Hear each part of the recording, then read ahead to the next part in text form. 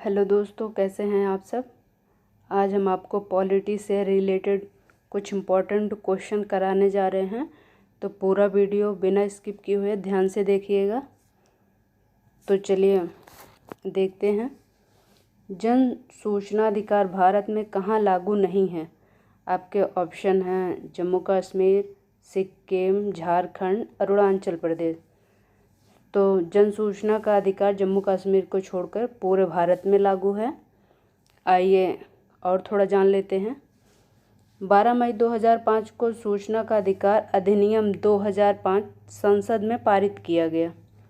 15 जून 2005 को राष्ट्रपति की अनुमति मिली और 12 अक्टूबर 2005 को यह कानून जम्मू कश्मीर को छोड़कर पूरे भारत में लागू हो गया।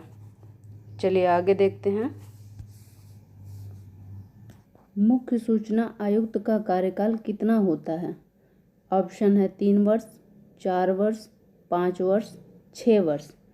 तो मुख्य सूचना आयुक्त का कार्यकाल 5 वर्ष के लिए होता है। आइए और जान लेते हैं। वर्तमान में मुख्य सूचना आयुक्त यशवर्धन कुमार सिन्हा जी हैं। मुख्य सूचना आयुक्त की नियुक्ति भारत के राष्ट्रपति द्वारा की जाती है। तो वर्तमान समय में भारत के राष्ट्रपति द्रौपदी मुर्मू जी हैं। अगला क्वेश्चन। सूचना का अधिकार किसको प्राप्त है। ऑप्शन है ग्रामीणों को, शहरी को, सरकारी कर्मचारियों को, सभी नागरिकों को।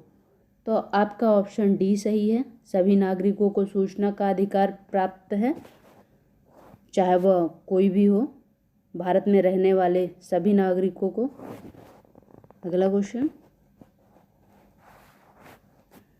सूचना का अधिकार अधिनियम के अंतर्गत सूचना मांगने पर कितने समय के अंदर सूचना उपलब्ध कराना आवश्यक होता है। आपका ऑप्शन है 40 दिन, 30 दिन, 50 दिन, 32 दिन। तो आपका ऑप्शन बी सही है, 30 दिन के अंदर। लोक सूचना अधिकारी जिस दिन आवेदन को प्राप्त करता है उसके 30 दिन बाद जिस दिन वह आवेदन पत्र प्राप्त करता है उस दिन से लेकर 30 दिन के अंदर ही उसे सूचना दे देनी होती है। अगर वह किसी विशेष परिस्थिति में इनकार करना चाहता है तो वह कर सकता है। अगर सूचना किसी व्यक्ति के प्राण एवं स्वतंत्रता से संबंधित हो तो सूचना 48 घंटे के अंदर ही आपको उपलब्ध करानी होगी। अगला क्वेश्चन। दहेज प्रतिषेध अधिनियम कब पारित हुआ। ऑप्शन है 1 जुलाई 1962, 20 जुलाई 1961, 5 जून 1961, 1 फरवरी 1961। तो आपका ऑप्शन बी सही है। 20 मई 1961 को दहेज प्रतिषेध अधिनियम पारित हुआ। इसका मुख्य उद्देश्य दहेज लेने पर प्रतिबंध लगाना था और दहेज देने पर भी प्रतिबंध लगाना था। अगला क्वेश्चन। अगर किसी विवाहित स्त्री की 7 वर्ष के अंदर मृत्यु हो जाती है तो उसके दहेज की संपत्ति किसके कब्जे में होगी। उसके माता पिता के और संतान दोनों के, या पति के यदि संतान है तो उससे, और माता पिता को। तो आपका ऑप्शन ए सही होगा, माता पिता और संतान दोनों को प्राप्त होगी। यदि उसकी कोई संतान है तो संतान को होगी। अगर संतान नहीं है तो उसके माता पिता को उसके संपत्ति का पूरा हक होगा। अगला क्वेश्चन। दहेज प्रतिषेध अधिनियम के अंतर्गत अपराधों का संज्ञान कौन ले सकता है। कोई भी मजिस्ट्रेट, द्वितीय श्रेणी का मजिस्ट्रेट, दहेज प्रतिषेध अधिकारी, प्रथम श्रेणी न्यायिक मजिस्ट्रेट या महानगर मजिस्ट्रेट। तो दहेज प्रतिषेध अधिनियम के अंतर्गत अपराधों को संज्ञान में प्रथम श्रेणी का न्यायिक मजिस्ट्रेट ही संज्ञान ले सकता है। आगे चलते हैं। छत्रधारी कानून किसे कहते हैं। वन संरक्षण अधिनियम को, पर्यावरण संरक्षण अधिनियम को, जैव विविधता अधिनियम को, राष्ट्रीय हरित अभिकरण अधिनियम को। तो आपका ऑप्शन बी सही है। पर्यावरण संरक्षण अधिनियम को कहते हैं। आइए छत्रधारी कानून के बारे में और थोड़ा जान लेते हैं। पर्यावरण संरक्षण अधिनियम 1986 भारतीय संविधान के अनुच्छेद 253 के तहत पारित किया गया। यह अधिनियम एक समग्र तथा व्यापक उपबंध देता है, इसीलिए इसे छत्रधारी कानून कहा जाता है। चलिए आगे चलते हैं। केंद्रीय प्रदूषण नियंत्रण बोर्ड में कितने लोग होते हैं? चेयरमैन और 11 सदस्य, चेयरमैन और 12 सदस्य, चेयरमैन और 16 सदस्य, चेयरमैन और 17 सदस्य। तो आपका ऑप्शन सी सही है, चेयरमैन और 16 सदस्य होते हैं। इसमें कुल 17 लोग होते हैं। एक चेयरमैन हो गया और प्लस 16 सदस्य, टोटल मिला के आपके हो गए 17। केंद्रीय प्रदूषण बोर्ड की स्थापना 1974 में जल प्रदूषण निवारण अधिनियम के तहत हुई थी। चलिए आगे चलते हैं। पर्यावरण प्रदूषण का मुख्य कारण क्या है?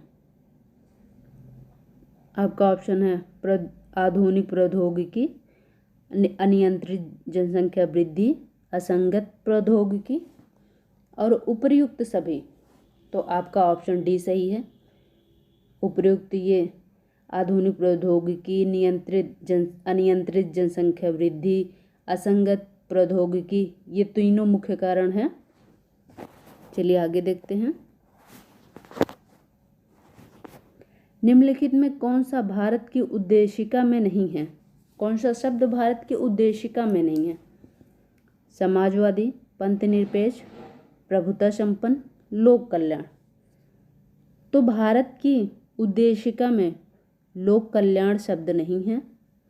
भारत की प्रस्तावना में प्रभुता संपन्न, समाजवादी, पंथनिरपेक्ष, लोकतंत्रात्मक, गणराज्य शब्द हैं, लेकिन लोक कल्याण शब्द नहीं है।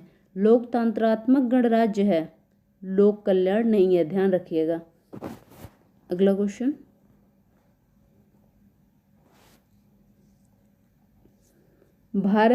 भारतीय संविधान की प्रस्तावना में किस प्रकार की स्वतंत्रता का वर्णन नहीं है? विचार प्रकट करने की स्वतंत्रता, आर्थिक स्वतंत्रता, विश्वास की स्वतंत्रता, विचार की स्वतंत्रता। तो भारत की प्रस्तावना में आर्थिक स्वतंत्रता नहीं है। भारतीय संविधान की प्रस्तावना में सामाजिक, आर्थिक एवं राजनैतिक न्याय, विचार, अभिव्यक्ति, विश्वास, धर्म और उपासना की स्वतंत्रता, प्रतिष्ठा और अवसर की समानता का वर्णन है, लेकिन आर्थिक स्वतंत्रता का उल्लेख नहीं है। आगे चलते हैं। भारत के संविधान का कौन सा अनुच्छेद प्रेस की स्वतंत्रता से संबंधित है? अनुच्छेद 21, अनुच्छेद 20, अनुच्छेद 19, अनुच्छेद 18। तो प्रेस की स्वतंत्रता से संबंधित है अनुच्छेद 19। आइए और देखते हैं। संविधान को प्रत्यक्ष रूप से प्रेस की स्वतंत्रता का उल्लेख नहीं है। अनुच्छेद 19(1)(1) का के अंतर्गत वर्णित वाक्य स्वतंत्रता एवं अभिव्यक्ति स्वतंत्रता के अधिकार में न्यायालय द्वारा प्रेस की स्वतंत्रता को माना गया है। अनुच्छेद 21 प्राण एवं दैहिक स्वतंत्रता, अनुच्छेद 20 अपराधों के लिए दोष सिद्धि के संबंध में संरक्षण, अनुच्छेद 19 प्रेस की स्वतंत्रता हो गई और अनुच्छेद 18 उपाधियों का अंत हो गया। आगे देखते हैं। भारतीय संविधान का कौन सा भाग संविधान की आत्मा कहलाता है? आपका ऑप्शन है संवैधानिक उपचारों का अधिकार, राज्य के नीति निर्देशक तत्व, मूल अधिकार, उद्देशिका। तो संविधान की आत्मा उद्देशिका कहलाती है। के.एम. मुंशी ने इसे राजनीतिक जन्मपत्र माना है। सुभाष कश्यप ने कहा कि संविधान शरीर है तो प्रस्तावना उसकी आत्मा है। संविधान की आधारशिला है प्रस्तावना। चलिए आगे देखते हैं। मौलिक अधिकारों के अंतर्गत कौन सा अनुच्छेद बच्चों के शोषण से संबंधित है? अनुच्छेद 24, अनुच्छेद 18, अनुच्छेद 23, अनुच्छेद 17। तो बच्चों के शोषण से संबंधित है अनुच्छेद 24। अनुच्छेद 18 में उपाधियों का अंत है और अनुच्छेद 23 में मानव के दुर्व्यापार और बलात्श्रम का प्रतिषेध है और अनुच्छेद 17 अस्पृश्यता का अंत है। तो वीडियो कैसी लगी दोस्तों? अच्छी लगी हो तो लाइक करिएगा, दोस्तों में शेयर करिएगा और सब्सक्राइब करिएगा। Thank you.